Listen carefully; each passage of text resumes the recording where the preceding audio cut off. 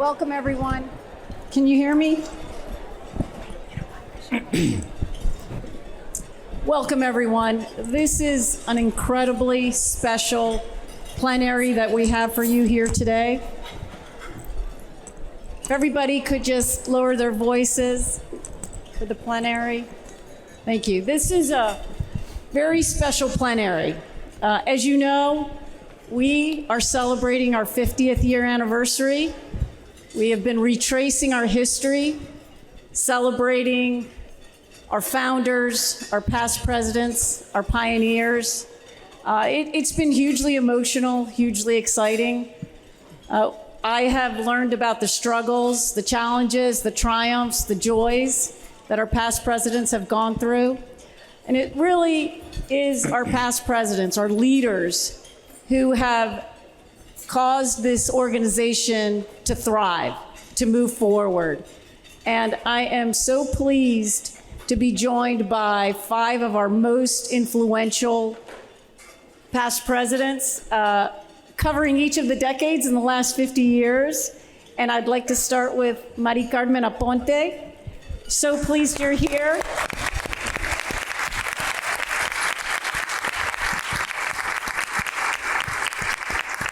Mari Carmen is a force. She is amazing. She was the former ambassador to El Salvador.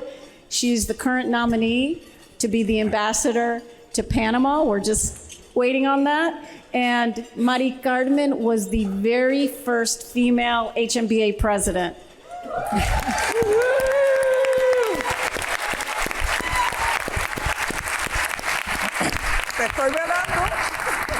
We're also joined by Dolores Atencio. Dolores is a scholar. She is our researcher. She is our Latina lawyer trailblazer.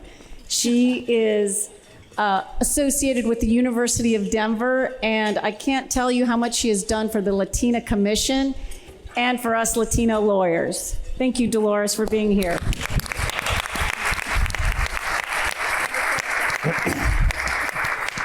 Victor Marquez, we're so happy you're here, is a partner at Nussbaum, focusing primarily on real estate. Victor created the LGBT division, which we are so thrilled about and so excited you're here today, Victor. Thank you. My dear friend, Pedro Torres Diaz, who I had the privilege of serving under. Pedro is the managing partner at the Miami Jackson Lewis office, and he focuses on labor and employment, and he is just dynamic and so happy he is here today. And my dear friend, Irene Oria. I also had the pleasure of serving under you. She is a partner at Fisher Broyles and navigated us through an incredibly challenging time during COVID with grace, steadiness, poise. So anyway, welcome our panelists, and we'll get started. What I'm really excited about is they're going to share with us why it is they came to lead the HMBA, what drove them there. So if we can start with you, Mari Carmen. And if you can also just let us know the year you led. I was president of HNBA in the years 1983 to 1984, and about half this room had not been born yet. Las canas que tengo me las gané. I ran for president of HNBA because the leadership were all men. They were wonderful men, they were very good men, but they were men. And I thought that a new perspective was probably needed. How prescient that was, because when I came and I was elected with probably not even 50 votes, 50.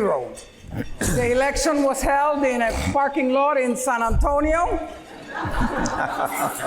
And people raised their hands. And if too many people it was close, then we went to a paper ballot. No need. I won by about 5 votes. That was not close. What I remember mostly about why I ran on my election was the team of Bill and Adelpha Callejo. For those of you from Texas, you will remember them. I think we all will, all our lives. This was a Puerto Rican man married to a Mexican-American woman.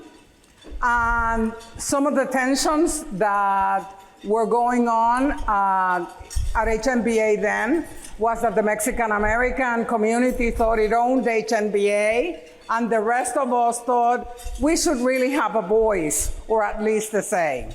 And Adelpha and Bill brought us together.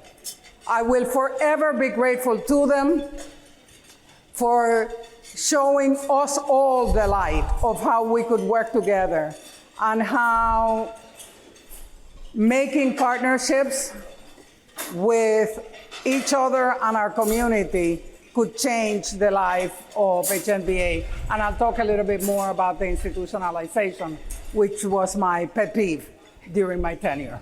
Thank you, Mari Carmen. And Dolores, how about you? How did you come to be a leader at the HNBA, president of HNBA? Well, hello, everyone. Can you all hear me? Cannot. No. I think maybe you can put your microphone.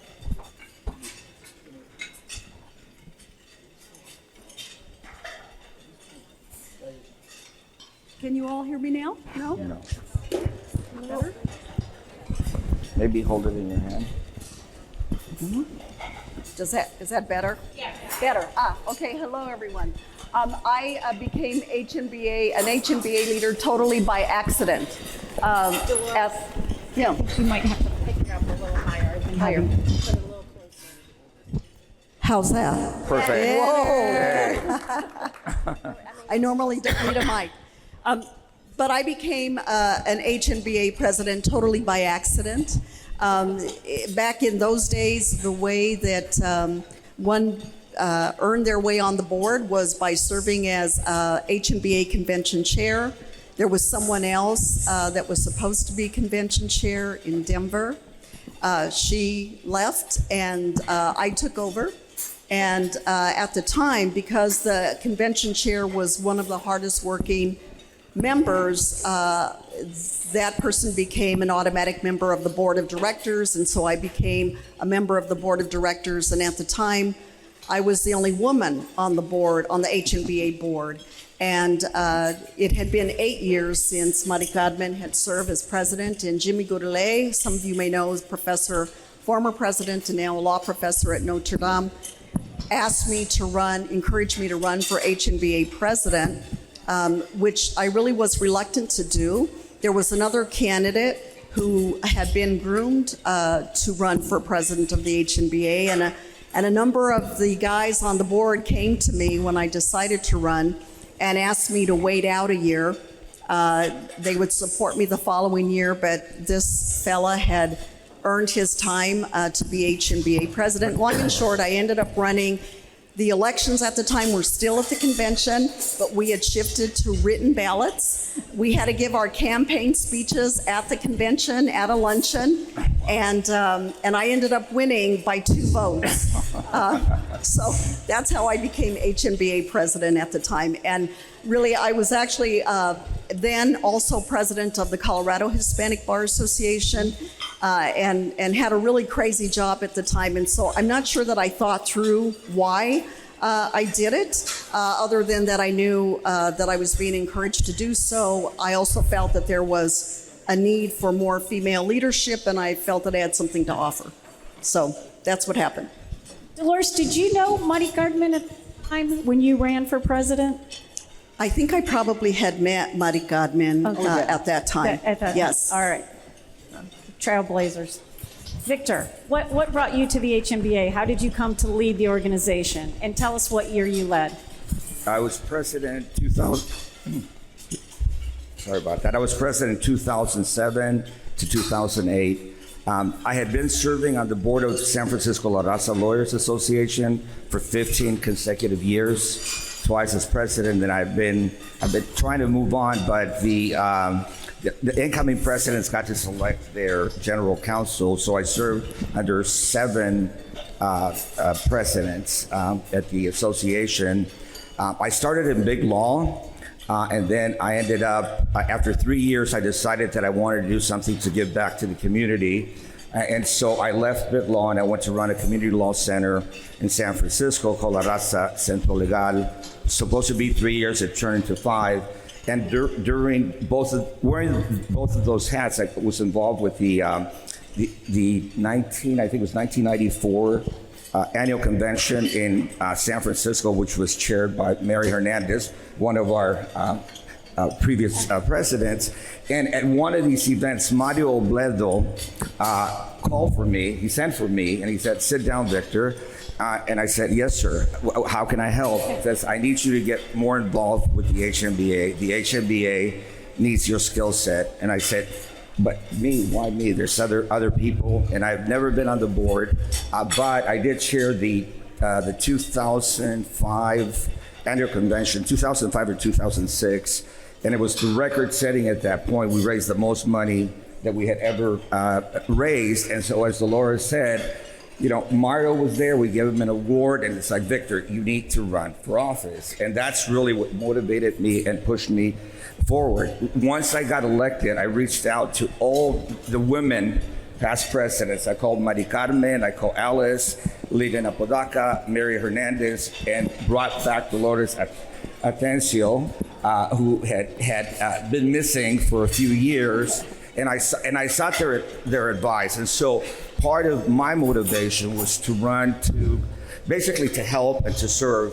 I want to point out that when I was running, I recruited or encouraged only women to run for the board. I wanted to have more women than men on the board. So we ended up, based on some of my proactive actions, we got Mayra Prego, Diana Sen, Karina Ayala Bermejo, Juanita Hernandez, Cristina Sargio, all got elected and worked with me.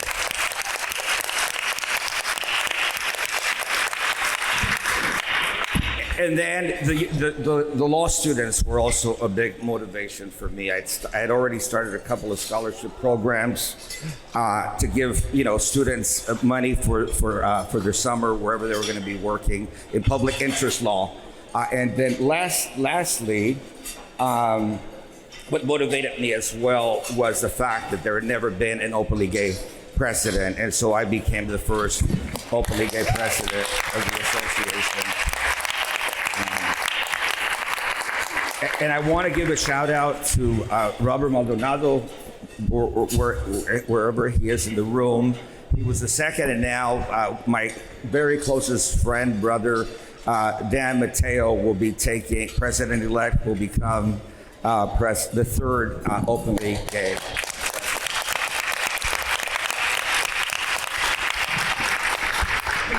Thank you so much, Victor. All right, Pedro, I think we're in the 2020s now. So, Pedro, what motivated you? So good afternoon, everybody. Can you hear us better? No. Better? No. Better?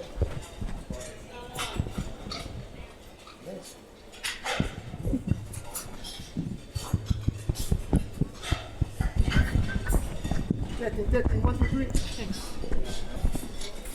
No. Este sí sirve. Gracias, Victor. See, that's why past presidents still, be helping each other succeed, right? Anyway, buenas tardes a todos.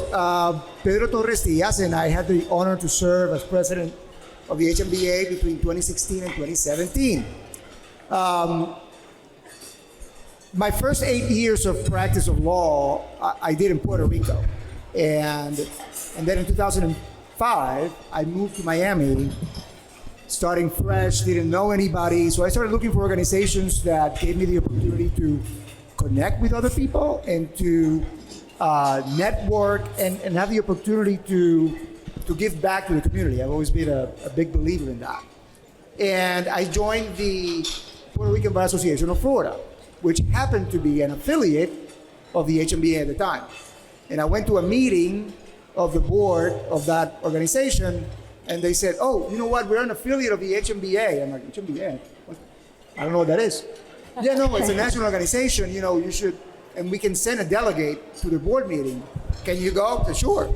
So I went to Washington, D.C., and I entered the room, and this, I don't know if she knows this, but I entered the room, and then President Ramona Romero was arguing a very important point or discussing a very important issue very sternly, forcefully, but elegantly and convincingly.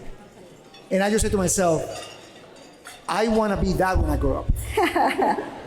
And so that learning about the organization through Ramona and subsequent presidents just inspired me to become more active. I had the opportunity to be chair of the Labor and Employment Law section, and then subsequently, past President Benny Agosto asked me to be his general counsel.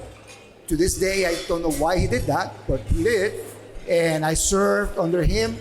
And then for reasons that are really beyond me, then Judge Reyes, Peter Reyes, asked me to be his general counsel too. And that gave me the opportunity to look at the organization from a perspective that is unique. You get to learn the organization from a very broad perspective and to learn the inner workings of the organization.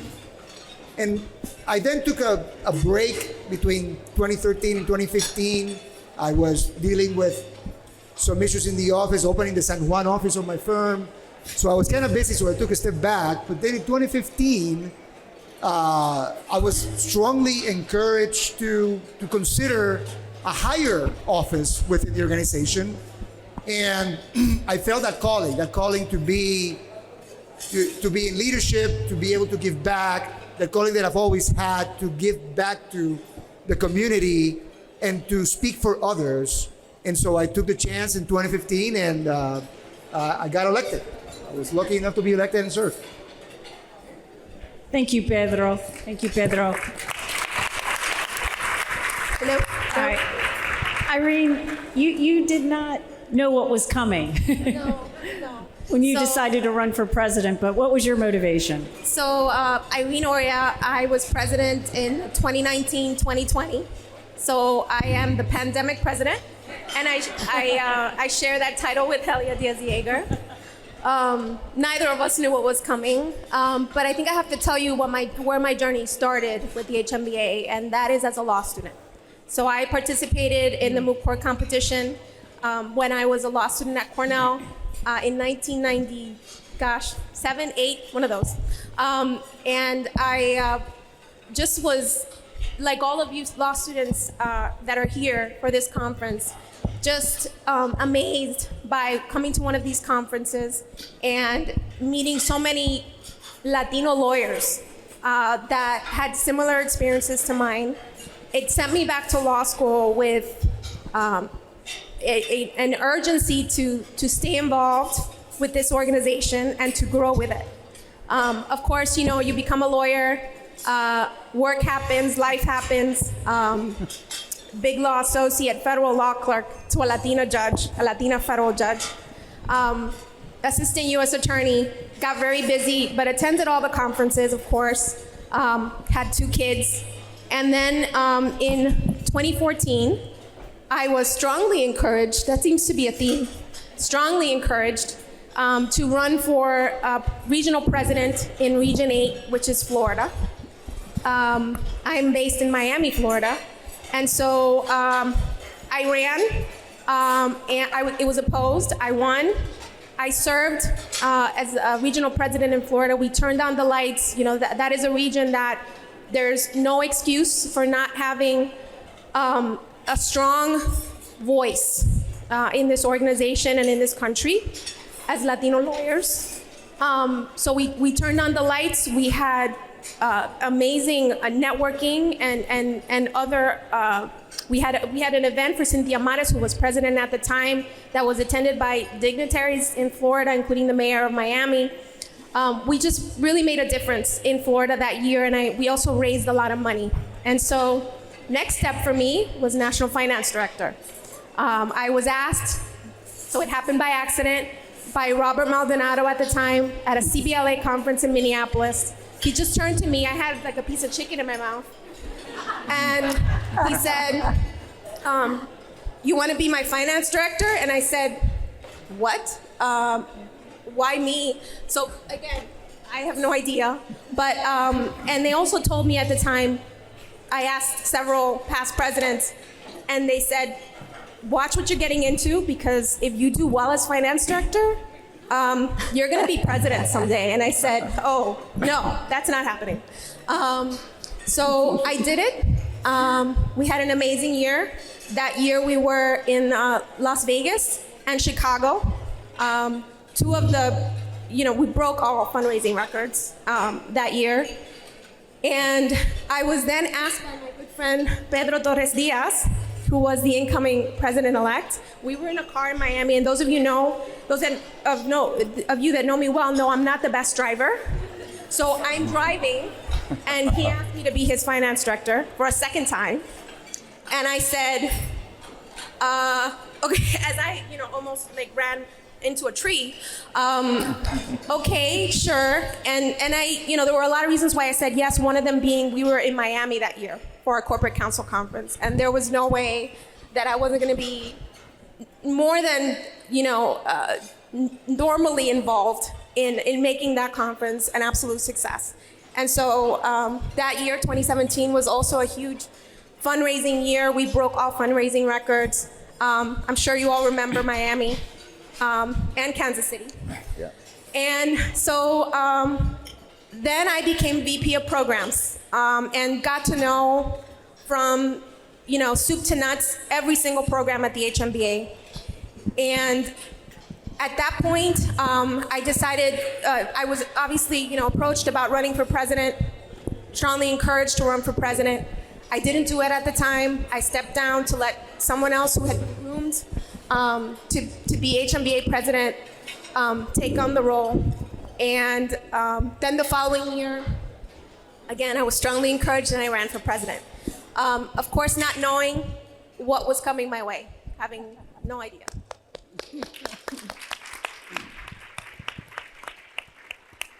Folks, before we get to the next question, those of you in the back, we can hear every word that you're saying. Your sound carries forward.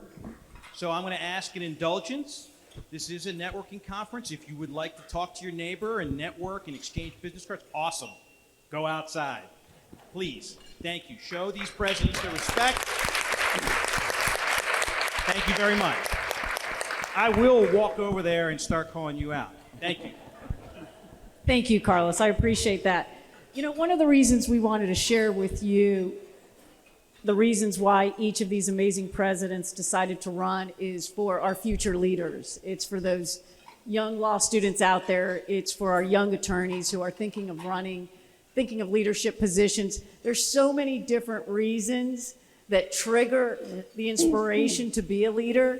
And we wanted you to hear all these different reasons because we need all you young attorneys, maybe a little older attorneys, young law students to be leaders. So we're looking forward to that. But we also wanted to talk a little bit about your administration and tell us a little bit about share with us, what were your challenges, what were the joys, what were the triumphs? And if you can just let us know, Mari Carmen, what was it like? What was the biggest success or challenge you had? Well, after the shock I had at that parking lot, returned to my office to Washington, sat at my desk and said, "Ea diablo, y ahora qué yo hago?" And that's exactly what I did. I started from scratch. I inherited a checkbook with about $490 on the bank account, and the fees were more than we could spare. And so I just gathered the people who wanted to work. Most of them women. I will forever be grateful to Gilda Gonzalez and to the other women who would not give up on me. and we made a plan. And the plan was, can we get 100 paying lawyers to come to the convention next year? And everybody said, oh my God, are there 100 lawyers in the United States? Fortunately, we did, but in the process, and that's where the lessons were learned. In the process, we made a plan to approach most of the federal agencies because we wanted them to pay for their lawyers to come to the convention and exhibit as well, and presented it as an opportunity to recruit lawyers. Well, I talked a good game, but that's all about I could talk. I talked about the 5,000 lawyers that were practicing in the United States. Of course, there were no 5,000 lawyers practicing in the US. But we needed to have a convention that was more than 40 or 50 people. We needed to transcend. And I view my year as the road to institutionalization. It was the very beginning of how to, federal government was here, we were here in Washington, so it was the natural. Law firms were like, who? What? There's not even Hispanic lawyers in the big law firms in Washington. Where were we going to go? We could not get employed by the big law firms in Washington or elsewhere. We turned it into good. We turned it into a positive. De limones, limonada. And we did have, for that convention, where I was the president-elect, where I took over, and then Gil Casellas was elected, and I, as president-elect, we had Sandra Day O'Connor come to speak to us. 300 people appeared for a breakfast on a Saturday morning at 8 o'clock in the morning. You know, at 6:15 I was calling, mira, levántate. Más vale que estés ahí y vestido. And the success was the success of a convention. We did not make money, but we paid all our bills. And those of us who had invested in the convention, because it was that or have no convention, we got paid back every penny. So I'd like to think that we established a standard, that we could get together more than 100 people, that we could attract a Supreme Court justice, and that we could get law firms to buy in because we could draw. Of course, tú sabes, todas las law firms were, ¿y cómo tú hiciste eso?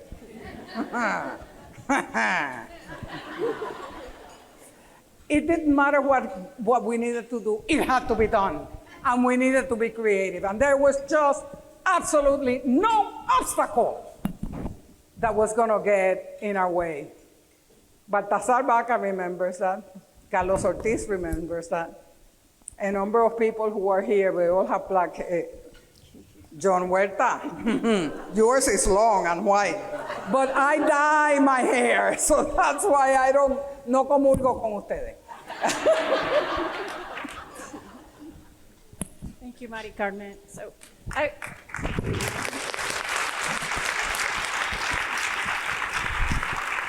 as you were talking, I was thinking to myself, people showed up to hear you. You were the draw, but you are my source of inspiration, Mari Carmen, your joy, your excitement. It's a beautiful thing. But that was a pivotal moment in the organization. That elevated the organization to higher levels. So thank you so much. Dolores. So I was president in 1991. 1991, 1992, and at the time, even though we didn't have a large membership, we had the weighty eyes of Mari Carmen and Cruz Reynoso and Mario Obledo and others that were looking at every new incoming HMBA president to see what that person was going to do to make sure that we got things done. So at the time that I took over as president, actually when I was convention chair, those were in the days when the HNBA would split the convention proceeds with the local Hispanic Bar Association. That's how we raised our money. So at the time, there was no money. I had to ask the hotel to sign a contract with us with no deposit. They did. We ended up making money at that convention, splitting the proceeds. What I learned as a result of being convention chair is that the HNBA needed infrastructure. And so there were several things that we focused on. First and foremost was the judiciary. And at the time, actually, Carlos Ortiz was president-elect. And unfortunately, there was a period of time where there were successive HNBA presidents and president-elects who did not get along with one another. So there were severing of relationships, and you know that hurts any organization. So Carlos and I made a pact that we would always present a united front in public. And if we had fights, we would take it behind closed doors and never let anybody know that we had our fights. And we had some good ones. So Carlos and I and the board decided to focus on the judiciary, and what we ended up doing was we revamped the entire due diligence process. We partnered with the Latino state bar associations to create a infrastructure and a due diligence process that ensured that we were not only focusing on federal judges, but also on state judges as well. I did a very smart thing at the time, and I appointed Chris Miranda as convention chair, as judiciary chairman, and he ended up serving in 4 successive administrations thereafter and did a wonderful job of really cementing the HNBA judicial due diligence process at the time. We also were fortunate, oddly enough, you never know where your help is going to come from. But at the time, Senior Bush was in the White House, and there was a young lawyer in White House counsel by the name of Lee Lieberman, who for some unknown reason took us under her wing and taught us what we needed to know by way of vetting and lobbying for judicial candidates. So at the time, we followed her lead. We ended up endorsing a number of Latinos and Latinas for the federal bench. Carlos, meanwhile, did a survey, the first HNBA survey on how many Latino judges there actually were in the country. We were hitting a point in time when Governor Clinton, it looked like he was going to win the presidency, so everything shut down. We had 8 nominees sitting waiting for their confirmation hearings. Sound familiar? And the Democrats shut down because they didn't want to approve any other federal judges going through a Republican administration. And what happened was we staged a national press conference in New York with Representative Jose Serrano, and we staged simultaneously press conferences with Latino local bars throughout the country, and blasted both the Democrats and the Republicans for sitting on our nominees. And there were various reasons for them, but ultimately what occurred was that August, we got 3 Latinas appointed to the federal bench. Sonia Sotomayor,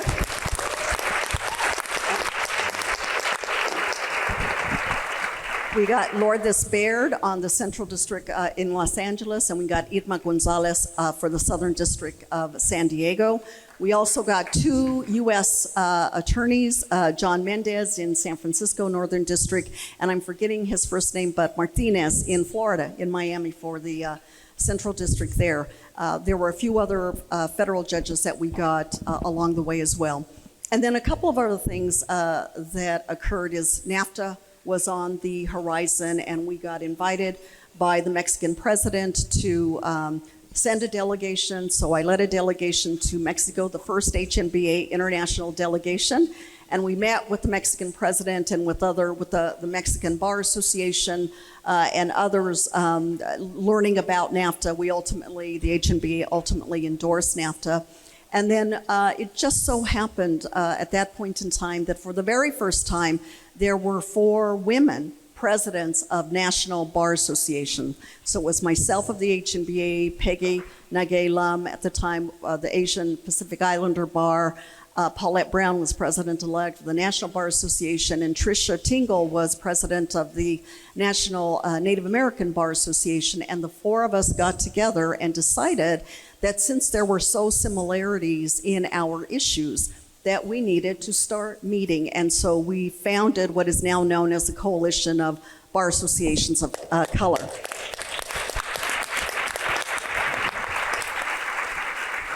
And then the last thing that we did, and I'm not sure it's the last thing, but one of the things that we did is we laid the groundwork for our Supreme Court list, because we realized, learning that you don't start lobbying for candidates when a vacancy opens. You start way before those vacancies open. And so we ended up, again, teaming with state bar associations and ultimately produced the first Hispanic National Bar Association list of Supreme Court nominees. I think that list actually came out during Carlos's tenure. And we had to fight a little bit because the initial list had no women on that list. And so we had to go back and fought to get Vilma Martinez on that list. And then on the second list, we actually got Rosemary Barquette, and that was a whole nother fight about a whole lot of other issues. But that's how the tradition of our Supreme Court list started as well. So it was actually one of the funnest times that I've had, and I do encourage, and one of the things that I would say, especially to the law students and the young lawyers out there, is I have made lifelong friends through the HNBA. And you will never regret devoting your time and energy to the work. And what I also would just say to you is that focus on the work, do the right thing, and everything else will follow.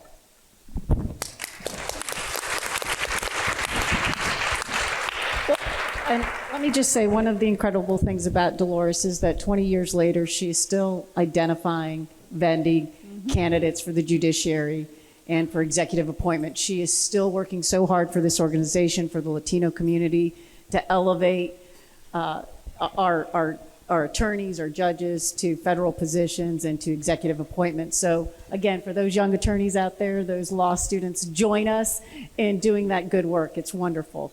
But Victor, we'd love to hear from you. Tell us a little bit about your challenges, your successes. Thank you. Can you all hear me? Yeah. So I want to, I forgot to mention John Huerta. He was the first Latino attorney I had ever met. And I went down to his office in Pasadena. A friend of mine suggested that I go meet him because she had been in a car accident, and his firm, Grunemeyer, Barker, and Huerta were representing her. And so he offered me a job on the spot. I'd only been in law school for maybe a month and a half. He said, how would you like to come and work for me in the summer? And that is how I got motivated to go into public interest law. And so, having grown up in San Francisco, I faced quite a bit of discrimination. I ran for office for supervisor back in the 90s.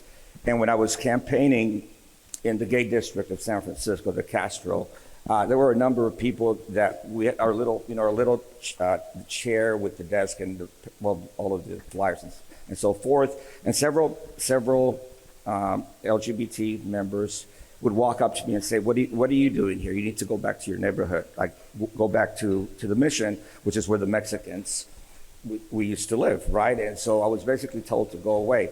Then in the Latino community, once the newspapers articles came out, I was one of the top contenders. All the Latino businesses started to take down the signs that they had agreed to put up because they found out I was gay.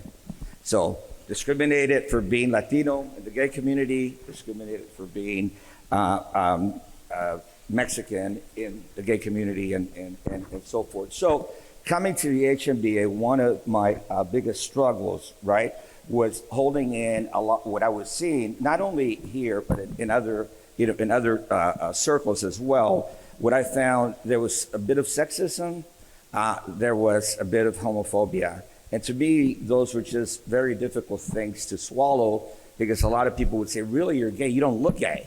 You don't behave gay. I'm like, what is a gay person supposed to behave like? And then we would be sitting at the bar, and some of the men would be making catcalls about, especially the young students and the young attorneys. And I'm like, that's not acceptable. That's just not acceptable. And I made a lot of enemies, I'm sure, by standing up for the women in the room.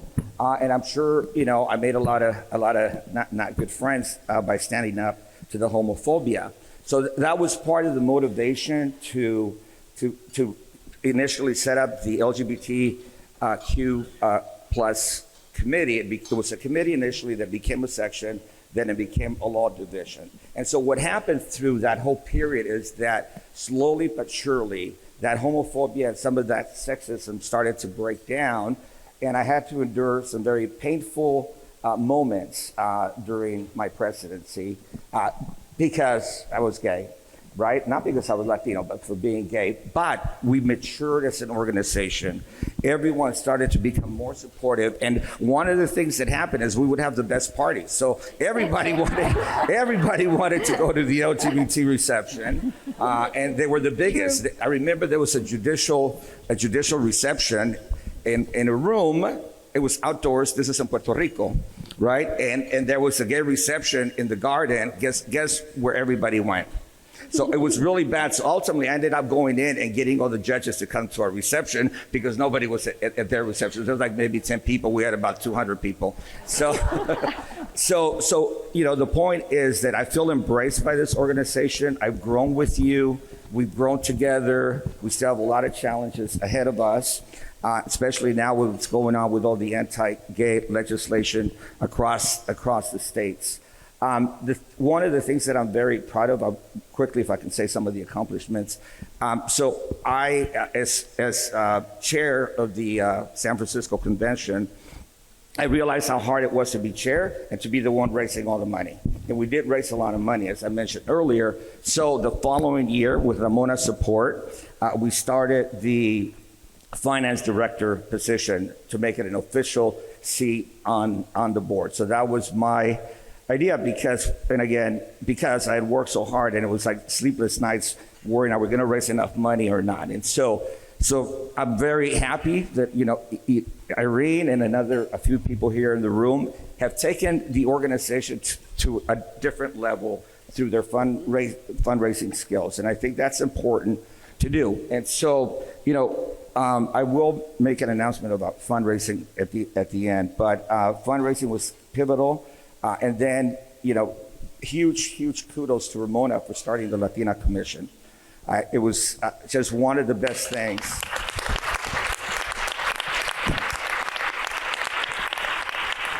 So two of the things that happened is we elevated this organization, first the LGBT in my year, followed by Ramona with the Latina Commission. So we definitely have come a long way. Thank you, Victor. Thank you for standing up, for being so brave, for being so courageous, and for opening the doors for so many. Really, really appreciate that. It's made the organization so much better.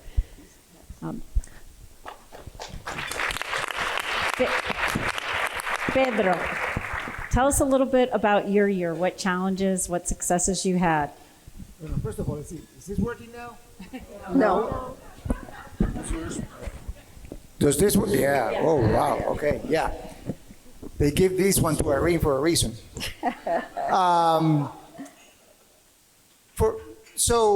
For me, I think in terms of things that come to mind, I think Irene alluded to this, the conference, the Corporate Council Conference in Miami, which happened to be my hometown, which happened to be right behind where I lived. It was the closest convention to a place of residence of a president ever in the history of the HMBA.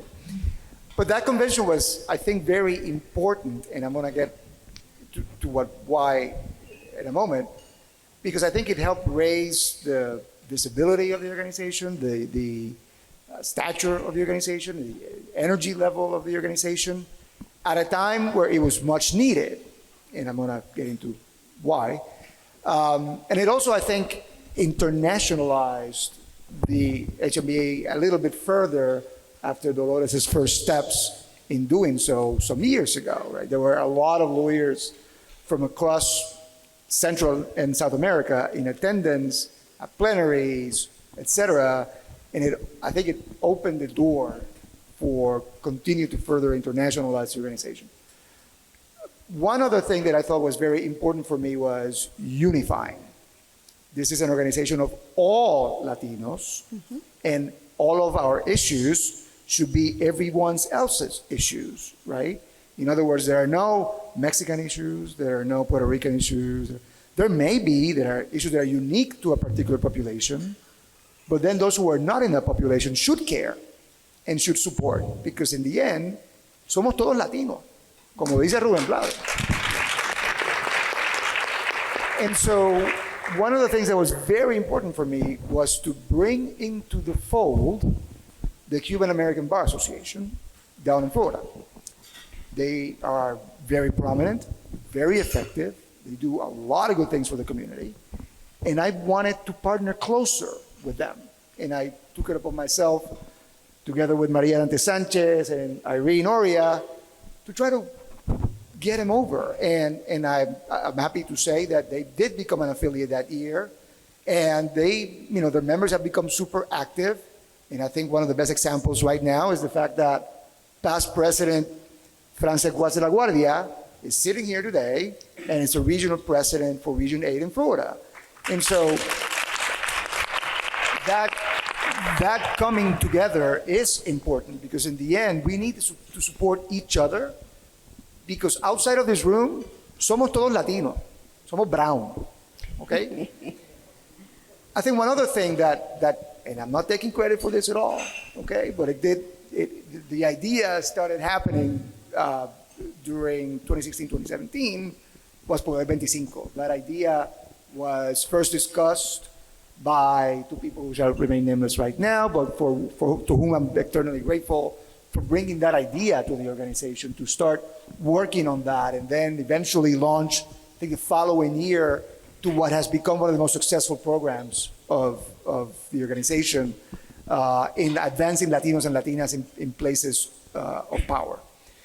In terms of challenges, well, I think I told you when I was president, right? 2016 to 2017, right? And what happened in 2016? Well, actually, on the lead up to becoming president and in the election period, there was a candidate for president of the United States who had very openly made statements that were disparaging to the community in general, to the Latino community in general, but specifically to some judges, especially federal judges, and one in particular who he said was Mexican, so he cannot be partial because I'm building a wall, not, of course, knowing that the honorable judge had been born in Indiana and not in Mexico. Mexican parents, but. And so during the year 2015, as an organization, we had made statements opposing those disparaging remarks regarding the community and Latino and Latina lawyers. And so we were out there, Robert Maldonado and I, were out there publicly condemning those comments, especially those that had to do with lawyers, especially those that had to do with judges, because judges are on the bench and they may be Latino, Latina, Black, Brown, Asian, whatever, but they are judges and they are sworn to be fair and apply the law equally. And so for a presidential candidate to be making those comments was completely contrary to what we stand for as a bar association. And then in November of 2016, that candidate won the election. And so how do we, after 8 years, between 2008 to 2016, of an administration that was perhaps openly more supportive of the mission of the organization, then how do we work with an administration led by an individual, by a president who had so openly made comments that were against what we want to advance? And so we had to pivot. How do we are a nonpartisan organization, okay? So we had to work and adapt to find common ground. How do we continue to advance our mission in partnering with the administration that ultimately will be the one nominating judges, will be the one appointing assistant secretaries, secretaries, deputy secretaries, etc.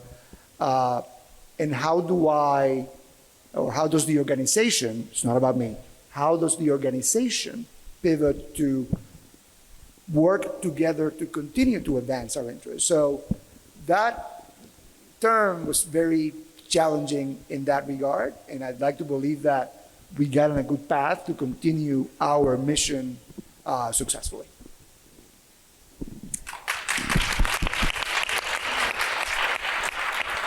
Thank you, Pedro.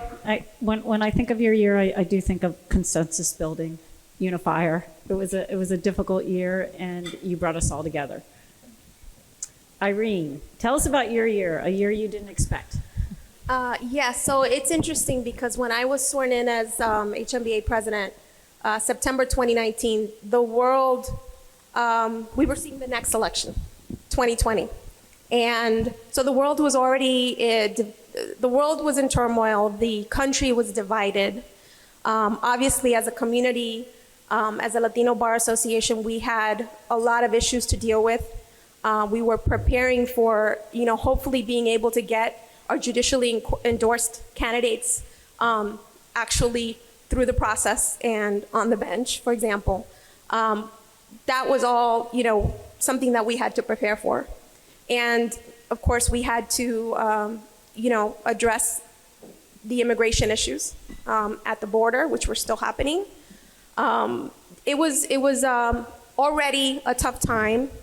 And there were 5 months of that, right? 5 months of somewhat normalcy in dealing with those issues, but they were issues that we had been dealing with for some time. And then March of 2020 and the pandemic. And so going forward from there was no playbook, there was no precedent, and it was, this ship can't go down, right? We need to be there for our members. We need to continue to build on all those programs that we had worked so hard to put together. We needed to not lose all the money that we had worked so hard to raise. All the hours that I had put into that, there's no way that, we were losing that. And that we were making a difference. We were continuing to make a difference for our community. It would have been easy to not do anything, but that was not an option. And so we had to shift to a remote work environment. And I'm gonna use all those words that, for some time we didn't pivot, reset, Zoom, all those things. We are, as Latinos, we like coming to these conferences. This is our thing. These are our, signature events. We like to hug, we like to kiss, we like to talk about each other's families and kids and how can I help you? That's who we are.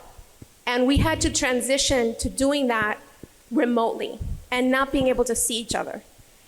And, the team came together. I'm so proud of everything we accomplished. We were able to basically not miss a beat with respect to anything. With respect to our law students, we held a virtual law school graduation for the first time for our law students. For moot court, we kept the brief writing portion of the competition, and we had that obviously remotely, and we had a moot court event remotely, which was very successful, thanks to the hard work of Betty Capote, from Miami. We, with Poder 25, who I didn't mention this, but I was the VP of Programs that launched that program when I was VP of Programs. And there was no way that I was letting that program go down. So we shifted to remote in that program as well, which most of the programming was in person, like everything else that we did. We also remember we're dealing with racial unrest in the wake of the murder of George Floyd. And I launched a special committee on law enforcement reform and racial justice to make recommendations to the HMBA on reforms nationwide to law enforcement practices and other reforms that we could make, obviously, for racial justice and equity. I launched, obviously, a special committee on 2020 election initiatives to make sure the Latino vote was protected in every way we could. We were in every state, getting our members to the polls. That was a huge initiative, and again, we were doing it differently than we normally would have done it. We obviously had our first virtual conference at the end of 2020. And, well, what you heard Judge Salas talking about, that was a tragedy, the horrendous murder of her son, that also occurred in 2020. And I wanted to make sure that, you know, at the HMBA, we were there for you from the very beginning to make sure that you get that legislation passed. And so we've kept up with that, and it's very great. But yeah, going back to the first virtual conference, obviously it was not what I expected, what I wanted. I never got to have a suite as president. I never got any of the perks that I had worked so very hard for over the years. Any of it. Little, small, like, I didn't get anything. But what I did get is a huge sense of satisfaction that we made it work and we made it through. And not only that, I think that we are a stronger organization. We are versatile. We are nimble. We can do the virtual thing. We can do the in-person thing, right? We can do it all because we got this. Latinos, we are powerful. We are resilient. And we proved that in 2020.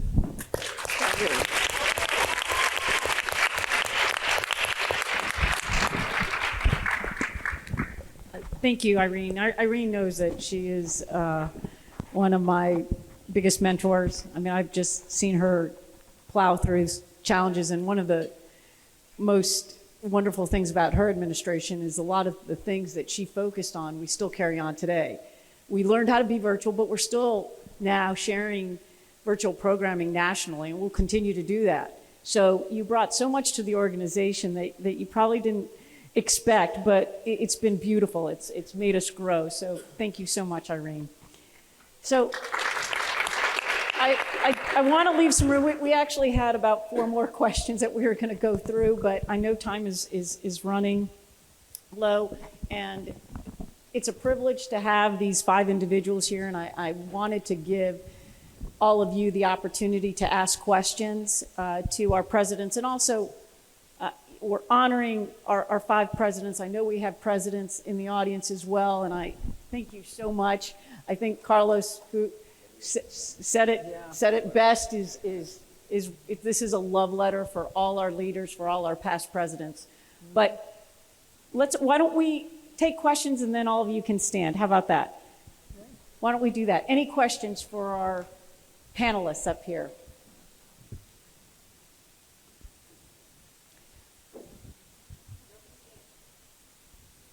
Or shy. I got you.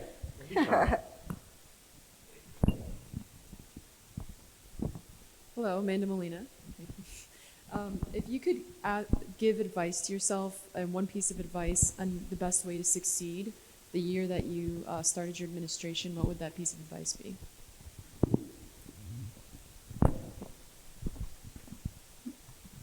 Mari Carmen, would you like to start? I'm bursting. Because this is not only for those who want to be president, for the law students. 3 pieces of advice. Number 1, if you want to make a difference, you have got to step out of your skin. You cannot remain inside of you and everything is about you because you're late. It's about the others. Number 2, Esther Salas, you are my guiding light. In life, there are no errors and there are no mistakes, only lessons that we have to learn. And number 3, and there's no exception to this rule, the worst obstacles inside of us are our own fears and our own insecurities. So don't ask me, how am I going to change those who want to make my life impossible? I've got it. You change. It has to come from inside. You have to decide that it doesn't matter what, you will be successful. So law students, get ready, I'm coming for you.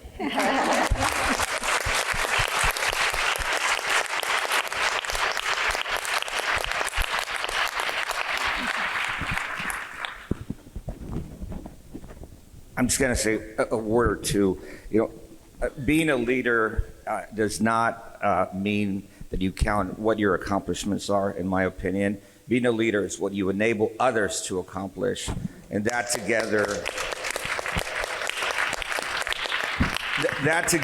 that together, so it's going to elevate you as a leader, and it's going to elevate the association. The last piece is that learn to forgive, not necessarily forget, but forgive, and that will help you grow as well, and love every person in your own way. Love and care for every person that you meet in this room.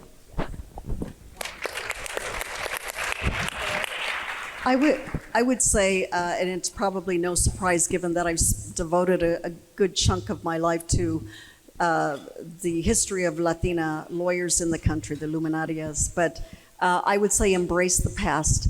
One of the, I mentioned at the beginning that we had the weighty eyes of us when we entered the presidency of the HNBA, and one of the traditions back in the day was that if you ended up doing a good job, you got a letter from Mari Carmen and the past presidents telling you that they approved of what you did. And so I got my letter, which I still cherish today. And the other thing is, I sort of alluded to that earlier, which is do the right thing for the right reason, not necessarily for any individual glory or fame.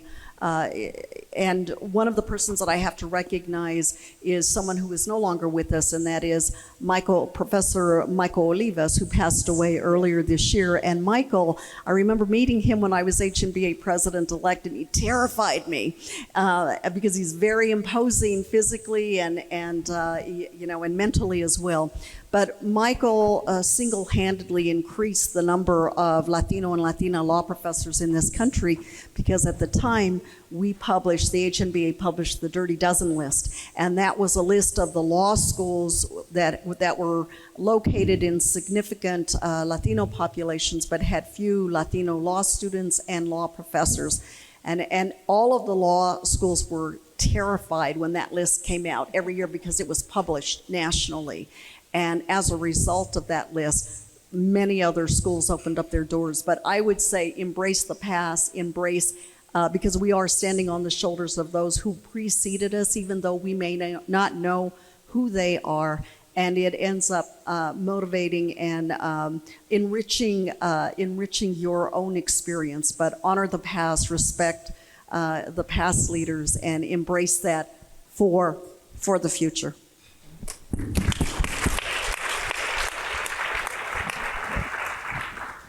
I was always taught that to be a good leader, you needed to be a good follower also. Right? You needed to learn to listen and be the best listener that you can to everyone, and then decide what is best, not for you, but for the organization that you're leading. And so somebody told me that there's a reason why we have 2 ears but just 1 mouth. And that's because we're supposed to listen more than talk. And so my advice would be, thank you. You have one applause, but it's important. I got it. So listen closely to your team. Listen closely to those around you. You're going to learn a lot, and it's going to make you a better individual and a better leader. And be a good person.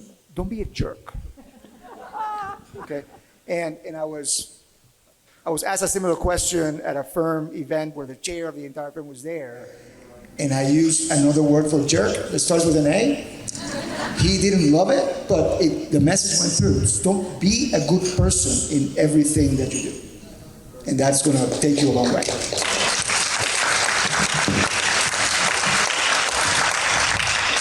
So my advice is, when I started my presidency, I had a lot of plans. We all do, right? For the organization, and a strategic plan, many pages long, and focus on certain things. And you still need to do that, right? You do need to look at our strategic plan and focus on the things that, obviously we care about everything, but the things that you're gonna make a priority, right? Your year. Based on what's going on in the world, based on what's going on in our community, etc. But be flexible, because you are going to inevitably, no matter what year you're a president, and I obviously drew the short straw, but be flexible, expect the unexpected, because where you're gonna show your true leadership skills is those times, right? You're gonna have to inspire others, motivate others to fix whatever the problem is. You need to be a fixer. And you need to motivate other people to do the work that it takes, not just you do the work. So, this follows up on what Pedro said, but to inspire others to do what we need to do for this organization, for our country, for the world. And lastly, you're inevitably also going to face, we all face issues in our own personal life. I haven't mentioned this yet, but 2020 was also difficult for me personally because my mother had a stroke in March of 2020, and my dad passed in September of 2020. So I'm gonna try not to cry, but what doesn't kill you makes you stronger. And Judge Salas, you know this. And so be the leader that you're meant to be and inspire others. Turn all those challenges into opportunities, and show your love for this organization, as I have since I've been involved since I was a law student. Stay involved before, during, and after your presidency. Thank you. Thank you, everybody. I can't tell you how deeply grateful I personally am to have your guidance, your mentorship as I go into this next year, and I will call upon you. So I so appreciate your being here, and all the other leaders and presidents, if you can stand up, our past presidents who are here.